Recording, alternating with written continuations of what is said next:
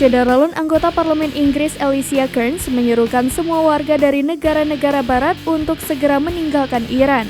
Otoritas Teheran telah menangkap 7 orang yang memiliki hubungan dengan Inggris, termasuk beberapa dengan kewarganegaraan ganda. Mereka yang ditangkap ditahan saat mencoba meninggalkan negara itu karena protes anti pemerintah, menurut pernyataan media pemerintah seperti dilansir Reuters pada Selasa 27 Desember 2022. Kearns mengatakan pemerintah Iran telah menunjukkan dengan senang hati menahan orang-orang dengan kewarganegaraan ganda.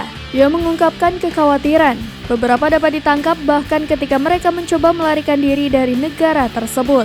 Kementerian Luar Negeri Inggris mengatakan sedang mencari informasi lebih lanjut dari otoritas Iran tentang laporan warga negara ganda Inggris Iran telah ditangkap. Penangkapan itu menyusul kerusuhan di seluruh negeri yang dipicu oleh kematian dalam tahanan Mahsa Amini, seorang wanita Kurdi Iran berusia 22 tahun.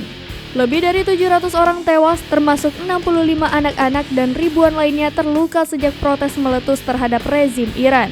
Amnesty International mengatakan 26 orang menghadapi kemungkinan eksekusi. 2 orang yang ditangkap karena protes telah digantung oleh otoritas Teheran.